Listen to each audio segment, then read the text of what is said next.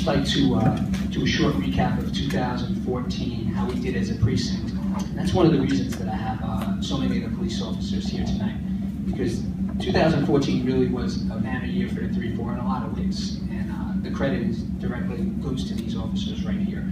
These the supervisors who are in the back there.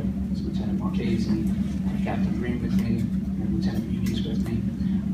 Each of these supervisors and each of these officers had something to do with our success. And I'd just like to talk about a few of those. 14 overall crime, we were down modestly, 2.3%. But in that 2.3%, there are some real solid gains for the community. We had 15 less robberies in 2014 than we had in 2013. That's a 6% reduction in robberies. We had 34 less burglaries in 2014 than we did in 2013. That's a 16% reduction in burglary. Those 34 burglaries are the reason that we were down for the year in crime. At the same time that we were down in crime, another thing that I think is very important is how we as a police department interact with the public, how we as a police department speak to the public, how we engage the public. I think that's a very important indicator of how we're doing in terms of public relations. And that's another area that these police officers were quite successful in 2014.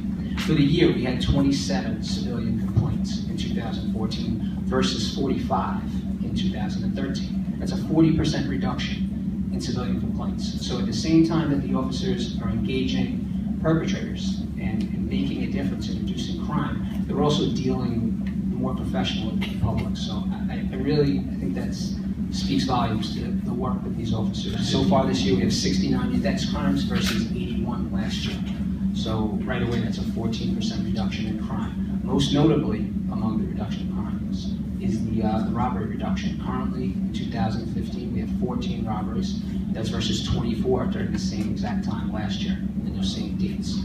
So robbery is quickly down 47% in 2015. So in terms of crime, I think we're off to a good start for the year. It's very early. I don't want to talk about it too much and jinx it, but it's a good start to the year. 27 at 2 a.m. we had a gunpoint robbery in Sector Adam, 184th Street, just off St. Nick.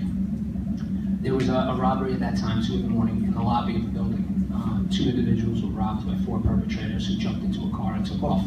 The officers who responded, patrol officers, used the Find My Phone application that the victim had on his phone. They activated it. They tracked that car throughout the precinct until they finally caught up with these perpetrators on 9th Avenue and about 204th Street. It was the only vehicle there. Their investigation led them to that vehicle.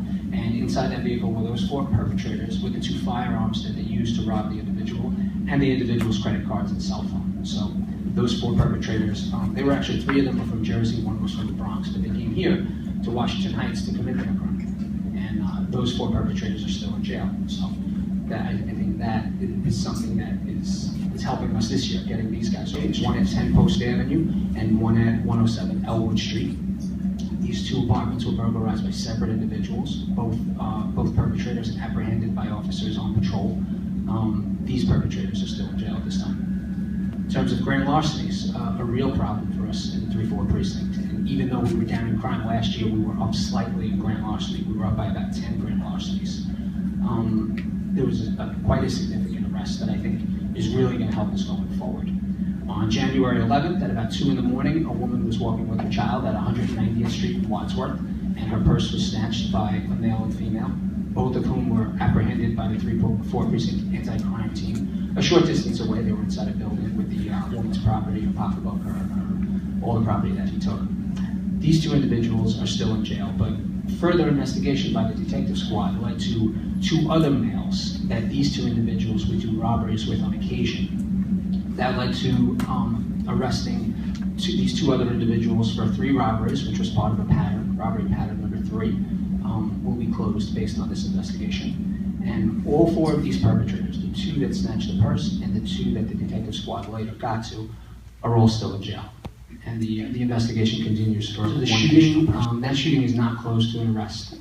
The video there, it was a rainy night. The video was not that good. We had some video, but it was not the quality that we would like. Certainly not what you're going to see on those wanted posters back there. So the video was not that helpful. We did request that they get better video for the outdoor area after that shooting, after we had the meeting with them.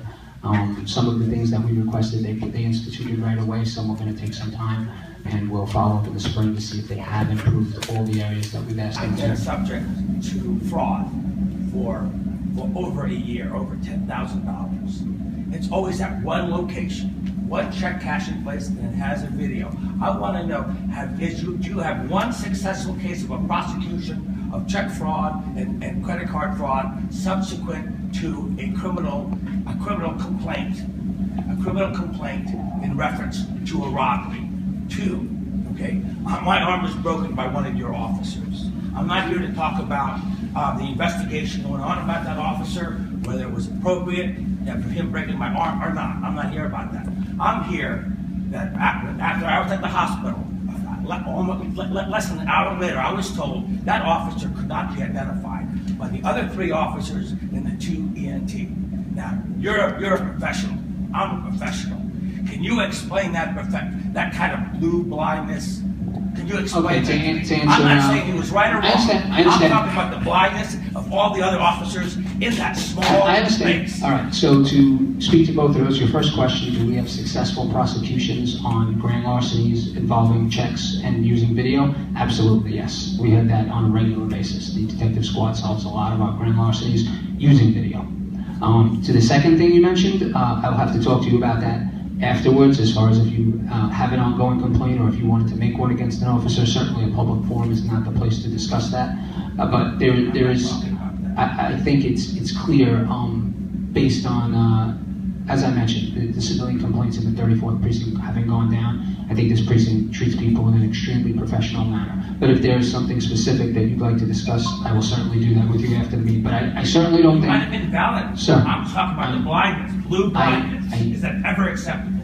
No, absolutely, it's not acceptable. And every time there is a complaint of serious misconduct or corruption, Internal Affairs comes out and interviews each officer involved. So, no, I don't think, I know it's never acceptable, and it's certainly not a practice in the M1. Just stated, when something's close to your house, if it happens near your house, your perception is that robberies must be up, or that it's less safe now than it used to be. But simply, based on the numbers, just not the facts. Robberies were down last year, robberies are down this year. Now there were a few patterns that we had going. A couple, have been solved. The one you mentioned, the robbery on 207th Street of the deli, and then on 204th Street the next night of the Chinese restaurant. That is not solved at this time.